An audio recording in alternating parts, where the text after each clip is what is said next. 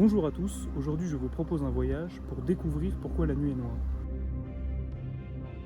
Ça peut paraître très énigmatique, mais ça ne l'est pas. Laissez-moi vous faire une remarque très simple. Il fait nuit la nuit. Cette phrase peut paraître naïve et complètement inintéressante, mais il s'agit là en fait d'un véritable paradoxe, laissez-moi vous l'exposer. Supposez l'univers infini, contenant une infinité d'étoiles, uniformément réparties.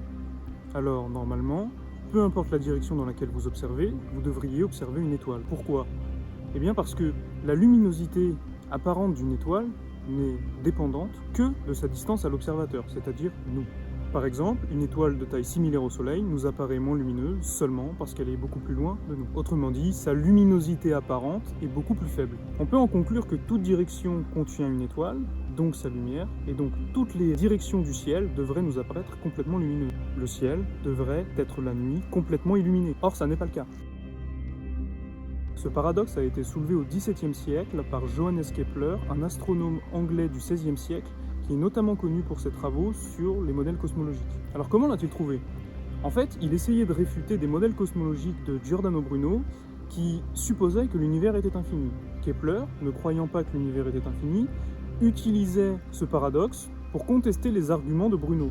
Après que Kepler ait soulevé le paradoxe, beaucoup ont tenté d'y apporter une solution, sans beaucoup de succès. Par contre, le paradoxe a été élaboré par de nombreux astronomes, notamment on peut citer Edmund Halley, le même que la comète, qui, par des calculs, a permis de montrer que même si des étoiles étaient bien plus loin que le Soleil de nous, elles contribuaient en fait globalement autant que les étoiles plus proches, car elles sont moins nombreuses. En fait, si vous prenez une sphère, avec vous au centre, et que vous augmentez le rayon de la sphère, plus le rayon de la sphère est grand, plus le nombre d'étoiles présentes dans la sphère est important. On aura des développements de ce genre de calcul en 1743 par Jean-Philippe Loïs de Chezeaux, qui ajouta des variations d'hypothèses en ajoutant l'idée qu'il existait pour les étoiles lointaines un espèce de milieu opaque qui absorbait la lumière. Son idée était de trouver un stratagème pour supprimer la contribution globale des étoiles les plus lointaines de nous. Alors beaucoup d'autres ont eu cette idée d'obstruction de la lumière lointaine, on peut notamment citer Heinrich Olbers. En fait, ces idées n'étaient pas totalement stupides, parce qu'en fait on sait aujourd'hui qu'une telle limite de visibilité pour les étoiles lointaines existe, mais elle se trouverait entre 10 puissance 18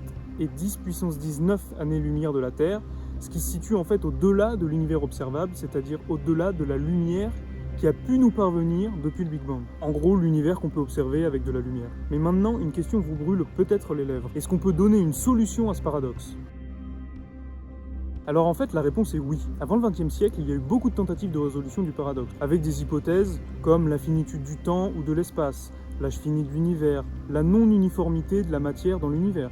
Ce genre d'hypothèse. Alors je ne vais pas rentrer dans les détails, mais toutes ces hypothèses avaient de gros défauts en tant que telles, mais faute de mieux, on s'en contentait. Rappelez-vous, j'ai dit que la réponse était oui. Alors en fait, la solution au paradoxe a été apportée par un physicien modérément connu du nom d'Albert Einstein, avec sa célèbre théorie de la relativité générale. C'est une théorie particulière de la gravitation qui permet en fait d'expliquer ce paradoxe de façon très simple. Pour simplifier, la théorie prévoit en fait que l'univers doit être instable, c'est-à-dire qu'il peut soit s'étendre, soit se contracter. Cette hypothèse est importante parce qu'elle permet en fait à l'univers d'avoir un âge fini. Si vous ajoutez à cela qu'on sait aujourd'hui que l'univers est en expansion, qui s'accélère d'ailleurs, eh bien la solution est en fait triviale. La première lumière qui a pu s'échapper du Big Bang a eu un temps fini pour parvenir jusqu'à nous, et de plus l'univers étant en expansion, la lumière n'a tout simplement pas eu le temps de nous parvenir. Et donc finalement ce qui fait que la nuit est noire, c'est simplement que la lumière n'a pas eu le temps. Je vais ajouter 2 remarques à tout ce qu'on a dit avant.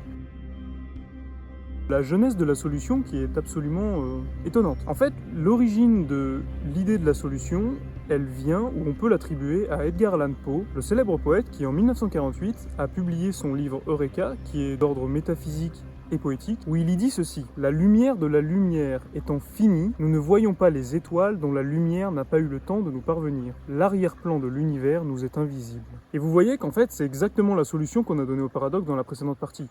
Et c'est pour ça que je trouve ça absolument génial. C'est-à-dire qu'on a un écrivain qui est d'abord poète, qui n'a pas les connaissances scientifiques pour s'attaquer sérieusement à ce problème, qui arrive malgré tout à donner l'intuition de la solution, complètement malgré lui. Et en fait, ça sera crucial pour la suite de l'histoire, parce que cette idée, elle sera redéveloppée par Lord Kelvin, notamment en 1930, puis après de nombreux physiciens Ils reviendront, la retravailleront, jusqu'à aboutir à la solution que j'ai déjà donnée dans la précédente partie. Pour moi, c'est quelque chose qui est absolument incroyable, c'est-à-dire que l'intuition d'un poète sur une idée scientifique qui se trouvera être la bonne, et ça souligne selon moi quelque chose qui est très important en fait en science, mais auquel on ne pense pratiquement jamais, c'est l'importance de la poésie, parfois, qui agit de manière cruciale en science. La deuxième remarque, c'est qu'il ne fait pas vraiment nuit la nuit. En vérité, il ne fait nuit que pour nos yeux. Le ciel est en fait constamment illuminé de rayonnements électromagnétiques en tout genre. Par exemple, le fond diffus cosmologique, qui est le premier rayonnement qui a pu être émis après le Big Bang, environ 380 000 ans après celui-ci. Mais ça, on en reparlera. On pourrait en fait peut-être résumer les choses de la manière un peu poétique suivante. C'est notre regard qui assombrit la nuit. On en revient à l'importance de la poésie. Je trouve personnellement ce paradoxe fascinant. Il est simple, facile à observer, et pourtant, il aura fallu plusieurs siècles d'avancées scientifiques pour en venir à bout. Merci à vous d'avoir regardé cette vidéo. N'hésitez pas à liker la vidéo si vous l'avez aimée, à la partager sur tous vos réseaux, et à commenter si ça vous a plu, dire ce que vous avez pensé de la vidéo, et nous on se retrouve pour une prochaine fois.